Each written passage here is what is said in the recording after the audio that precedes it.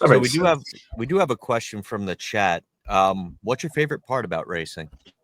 Oh, that's a great one. I usually get like the troll questions anytime I'm online, but that was a beautiful question. Favorite part? I love explaining this. You can only explain it to your dad so many times though. I was never like, I was always quieter when I played sports. I like being focused. I like, thinking and stuff like that. There is an indescribable feeling when you're in a car strapped in so tight that it feels like it's a part of your body and you're in your helmet alone. And it's the closest place you can get to really being like in your own mind and stuff like that. Because when you close that visor and you're just in there and you can hear yourself talking, it's unlike anything I've ever felt on earth. And like I said before, you're in that car tight, obviously, because they don't want you flying out, right? And it feels like it's a part of you. You can feel everything, all at once.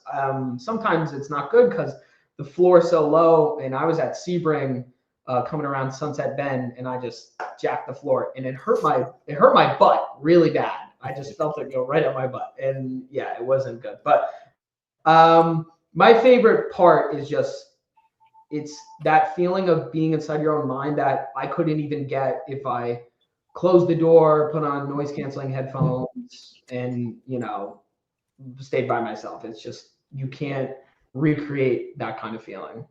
I kind of know that feeling. I kind of know that feeling, Rin. I don't know, like when you went to qual with the military and you got your headsets in, your Kevlar's on, and I don't know. For me, I slow my breathing down. I kind of hit this nice little tunnel vision zone that definitely different. I'm not doing 150, 180 miles an hour, but I'm shooting something that goes just as fast, if not faster. Yeah. So, but with that, what first got you into racing? Yeah, so I guess we'll come out of the gate with it. Essentially, long story short, a brain tumor. Kind of going more into depth of that. I always wanted to drive. Ever since if I had to bring it down to a moment, my dad gave me his old Hot Wheels when he was a kid. I had Michael Schumacher's 1/8 scale F1 car in my room. Play with it every day. But you're a kid, you're 6 years old, and at least me at 6 years old, I couldn't focus on one thing. It was just, but it was always there, right? And then things happen, you grow up, you live in a place where it's not prominent. No one knows anything about it.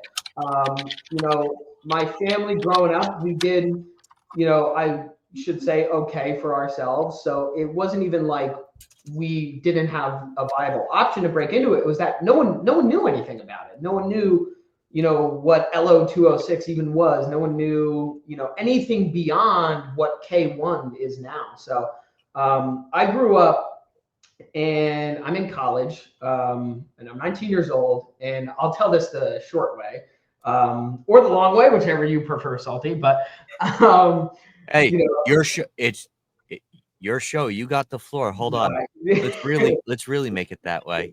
Nope. Nope. Yeah, no, it's Ridge's show. There we go. There you go. Thank you. I appreciate it. But I'm still 19. Professional. Yeah, I know, right? No, this whatever this platform is phenomenal. But I'm 19. I'm in college. I played football in high school. I wasn't good, you can't really blame that on anything. I was never good at something, right? And everyone was good at something. It didn't even matter if it was a computer game, a video game, a sport. I never found that one thing, and it was just always something missing. And I remember I picked up boxing for a little bit, and I wanted to feel so cool that, I would lie, I would embellish and lie to my friends, like, yeah, I've done this with boxing and I've fought these people. And I didn't do any of it just because I wanted that thing that I was good at and I can, dominate in and stuff like that. But going back, 19, not really great at one specific thing. I had a headache every day for a year. And I go to my dad one day, and my mom too. My mom, was very supportive through all of this. And I go, I think I'm just getting old or something like that. My dad's like, 19.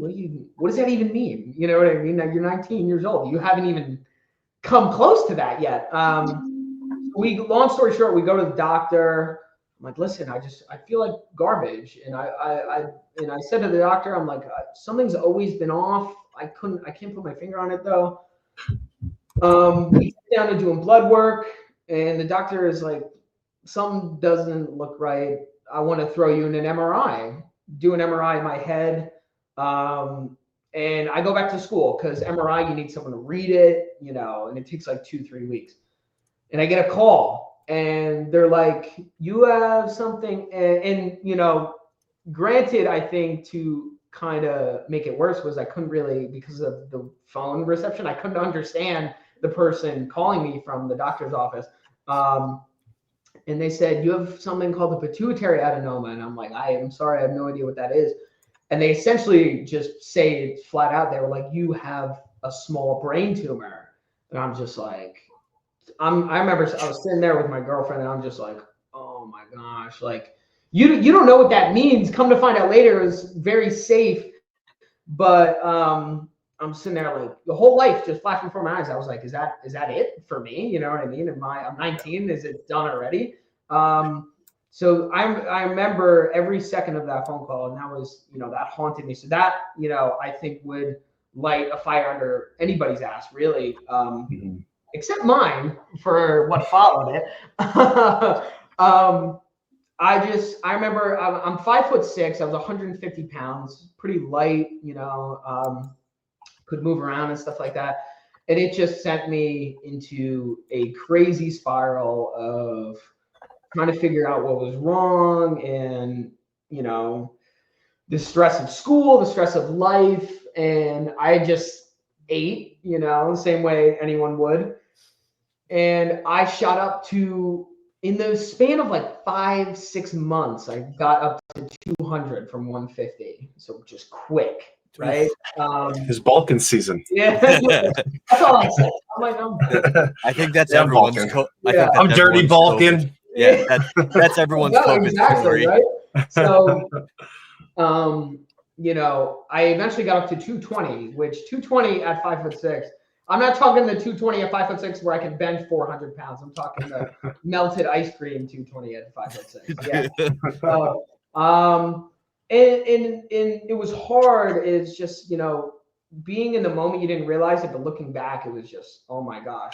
And like, to add insult to injury, I have an exemption for, the vaccine and stuff like that. And because of that, this was when all this vaccine drama was going on, and I actually wasn't allowed on campus at my college.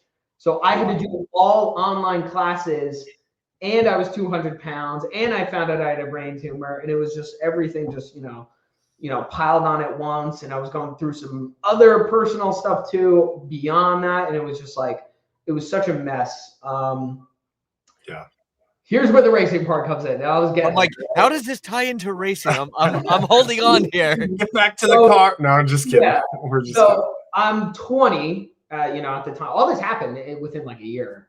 Shoot. I'm 20, and I'm playing. I'm not going on campus. I'm playing video games every day. It was affecting myself, my relationship, and I'm 20.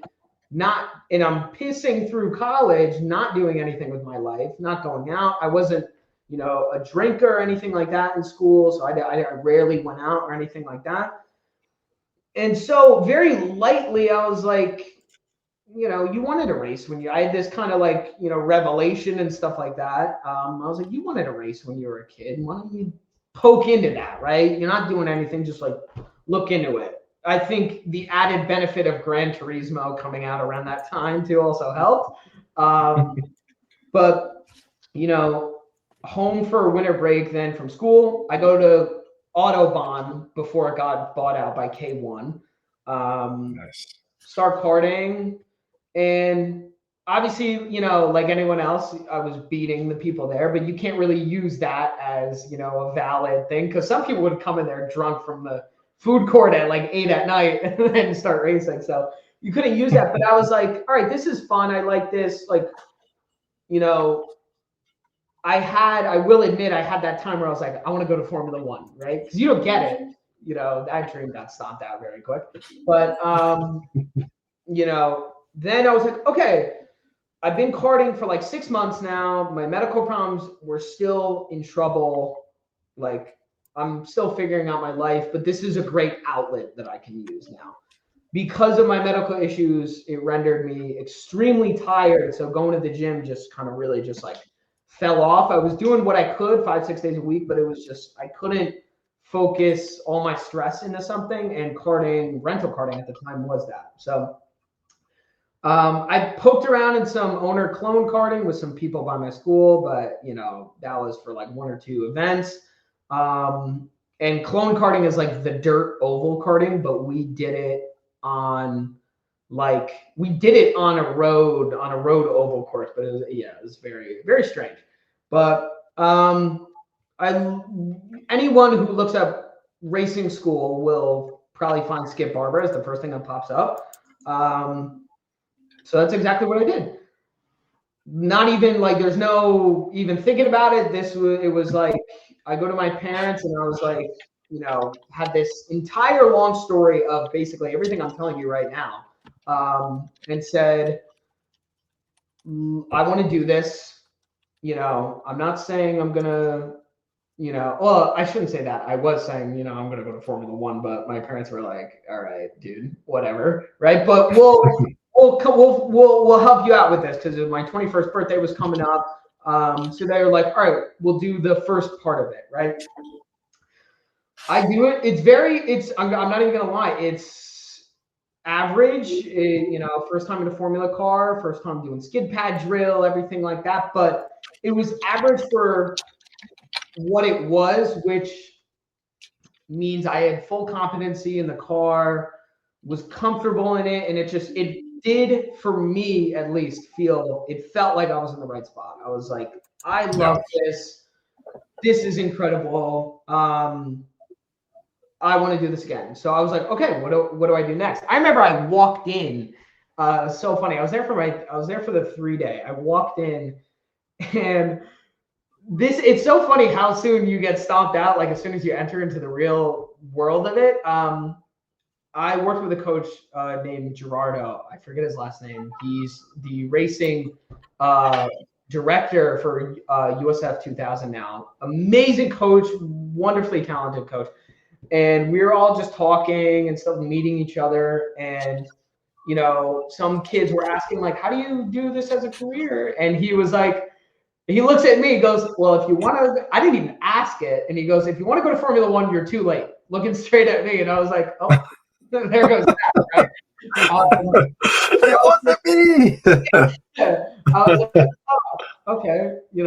I thought about it. I was like, I'm going to leave right now. But no. Yeah, and I had to go down to Sebring too. So I'm in New Jersey. I had to go down to Sebring for that. So I wasn't able to leave, right? But I was like, okay, you're sad about it because anyone wants to drive that, right? Until you figure out, the reality of it. And I was like, okay, how do I make this work, right? So I do the 3-day. They were like, hey, come back for our 2-day advance. Essentially, the first part of it is just operating the car. The second part of the coaching is, can you operate the car safely with other cars?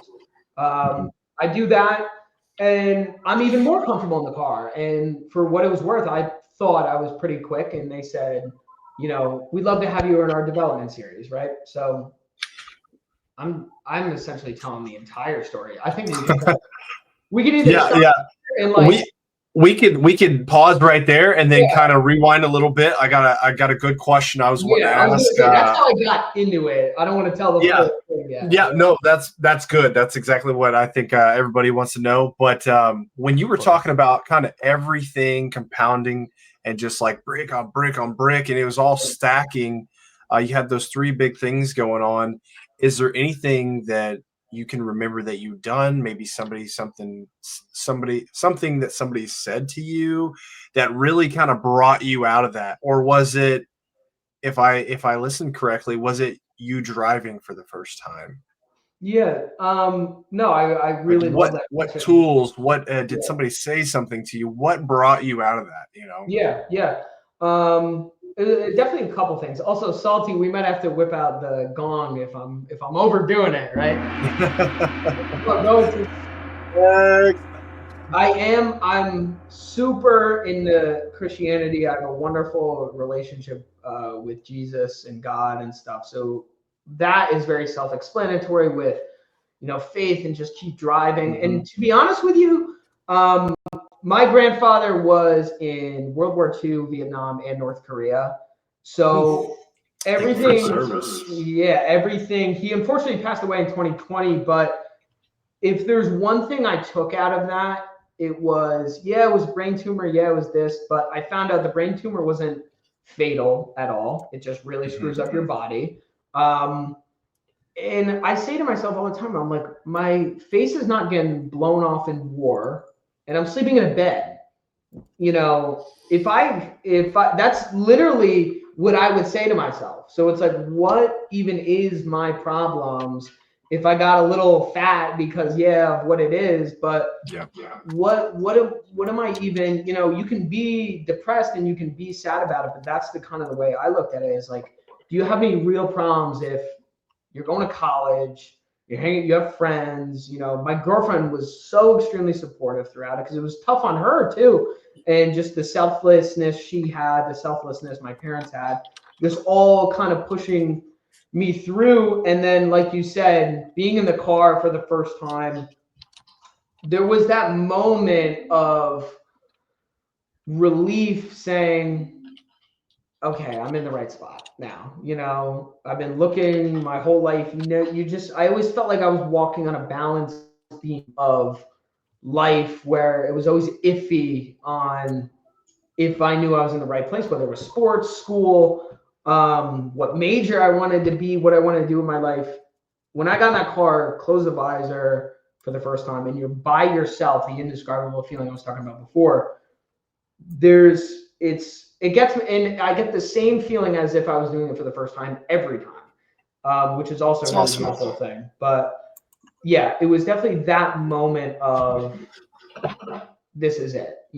I couldn't pin it down to one thing that someone said to me that really pushed me forward. It was just the multitude of the actual selflessness that people I had around me, my parents, my sister, my girlfriend, my friends, just all recognizing what I was going through, but not putting me down because of it and stuff like, I know you get fat, you poke at your boys and stuff like that.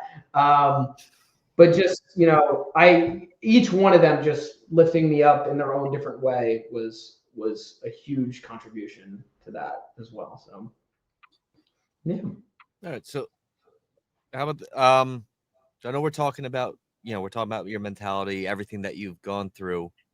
What techniques or routines do you have that have helped you not only manage your stress, but stay mentally clear, stay on focus, and kind of keep your eye on the ball, like stay on task? Yeah. No, I love that question as well, because I get that a lot, because you can experience extreme burnout with getting sponsorship, right? The whole thing is dictated by if you can get the buck to get in the car, right? So there was a period I had to spend a year out of racing just to manage partnerships and sponsorships and just figure everything out. So you can experience real burnout, but the motivation, it's not even motivation. It's more of like an organization tactic. If you're looking at it like, I got to get set for all of 2026 and I only have this much time and blah, blah, blah. And you're going to be like, oh, I can't do it. The way I break it down is, what am I doing today? What sponsor am I going to go after today?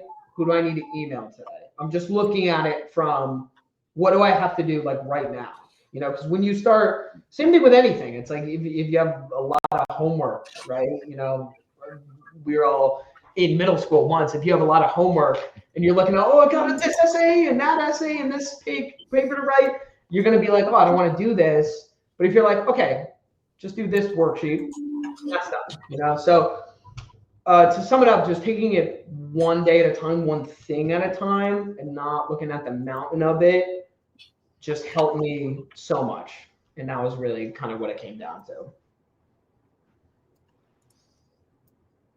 All right. Brandon, you want me to grab the next one there? Yeah. Go ahead. Let me cue you up for that too. All right. So, has there ever been a point where you were just like, "This is too much. Screw it. I'm gonna go do something else"? Actually, for me, there was the point of, this sucks, but there's actually never, at least one that I can't recall, and I think I would if I had it. There was never a point where I was like, I'm gonna go do something else. For me, as long as I've been in it, it's been kind of like a ride or die type thing. Like, you can get behind and you can understand, not making it as a driver, but this has always been like, this is the world I'm gonna be in, and I'm not thinking about doing it another way. So that I haven't honestly had a moment like that. All right, so let me ask you this then. For those times where you're burnt out, where you're kind of like, what am I doing? Because we all get those, like, why am I going through so much just to maybe? Yeah. What do you do to kind of pull that out of your head, pull that negativity out of your head, rebuild your confidence, and just refocus your mindset on your goal? Yeah. No, I actually kind of have, over time, I've definitely established a way I kind of handle that. Usually what I'll do is, because when you live the kind of lifestyle we live, and I actually made a post about this recently. Everyone loves looking at the Instagram post, but no one sees the 90% of the computer and the simulator and emails, and you know what I mean? And that's like, the driving is like 5% of it, and that's when you ask yourself, why the F am I even doing Yeah. But I'd say like the kind of system I've implemented is don't force it for that day, because then you're just it's gonna roll over into the next day and you're gonna, I don't want to do this, I don't want to do this. So like, if I'm ever having that extreme burnout, I don't know if this is gonna work. I literally I'm like, okay, take the day off from racing. Don't worry about racing for that day, like, at all.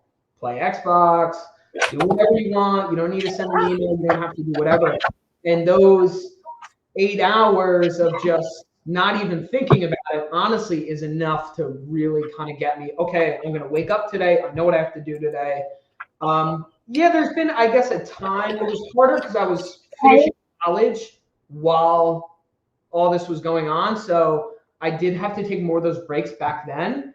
I work for my family's company right now. So, and I work from home. So does my father. So we play off each other. It's very like flexible and stuff like that. So it's way easier to recharge myself when I do feel that burnout and stuff like that. And, I'm also lucky to have a great, friend group where I am. It's not like, I went to college and my friends live in California and I live in New Jersey.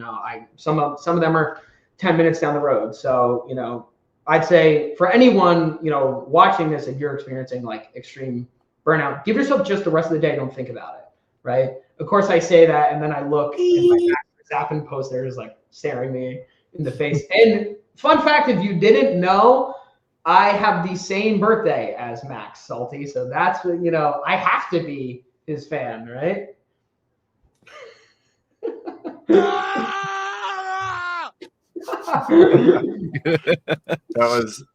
was really good. That was really good. You were like, that was a perfect segue into this next question. So you do racing, you have your personal life, and then I'm guessing you have a professional career as well. Mm-hmm.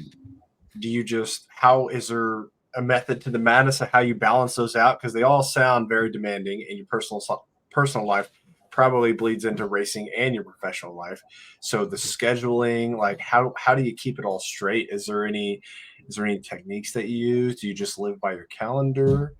Is there anything that you do to keep it all straight? Yeah, it can get rough sometimes, but given my absolute love for racing, when you're working on racing, you get more excited than anything. Like, especially when you're really starting to understand how the business aspect works and you really have a pitch together. It's almost like fun sending that email to a sponsor, like, I'd love to work with you, just hear me out, blah, blah, blah. It's fun to be on the sim, I think for a lot of people. In terms of balancing, anytime I'm like, oh, this is a lot, I'm literally just saying for myself, I'm like, how bad do you actually want it? If it's too much, blah, blah, blah, then what are you doing here? You know what I mean?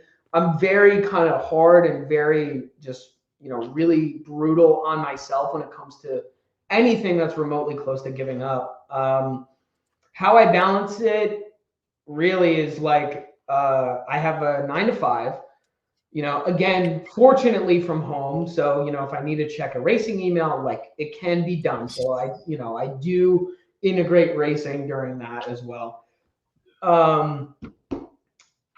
And then balancing personal life too is like, that's what it essentially is. It's you wake up 9 to 5, you go to the gym, you come home, you sim, you go to bed, you do everything again, right? So same thing as anything else where you have the weekends, hang out with your friends. I see my girlfriend once a week, which is hard because you go from seeing her every day at school because we met at our school and stuff like that.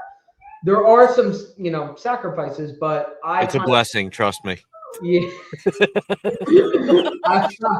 I kind of look at it the same way you would anything else. Like even if racing wasn't a part of this, one of my buddies, really smart, he works in finance. Same thing, 9 to 5, has to go in, wearing a suit, everything like that. Comes home, goes to the gym, goes to bed, does the whole thing over again. So it's like It's pretty much not even different from what a regular lifestyle would be. I think it's just added that we need to set aside time for sim, emails, and stuff like that. But yeah.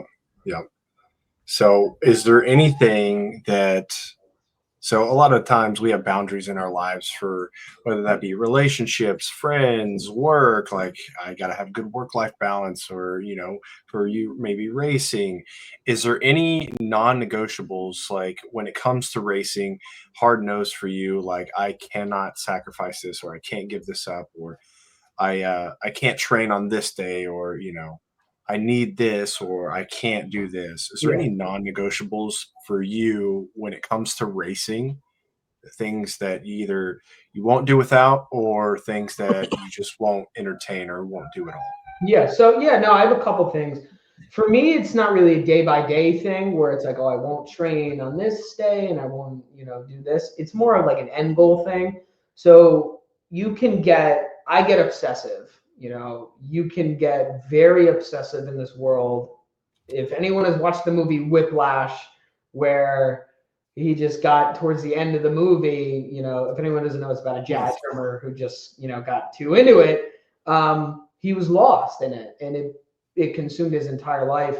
And as much as I love it, I still plan on getting married and, having kids and stuff like that. And racing, if you're traveling all over the world and stuff like that, it can get very messy very quick.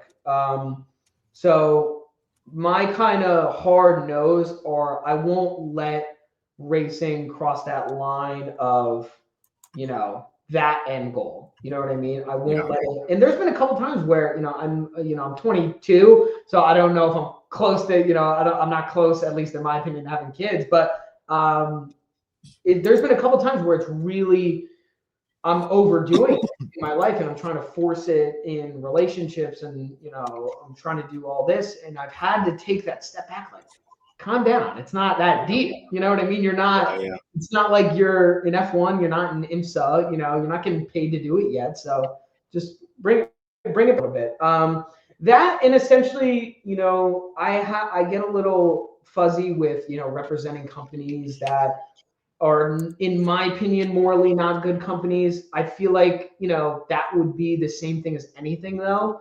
If you're an athlete, if you're anything else, but I haven't even had a situation that's been like that yet, where a company came to me and I didn't like them or what they represented. So that I can't even speak on that. I just know that's more of like a placeholder where if that were to happen, I don't know how I would handle it. So, it would, but most likely I just wouldn't work with them. But yeah, those are essentially the only really two things that are like, I can't relinquish that. Yeah. Yeah. I think those are good ones. I think a lot of people would have those same ones, right? Like, I'm not going to let anything, even my professional career that pays the bills, come in between me and my family. So, Yeah. absolutely. Absolutely.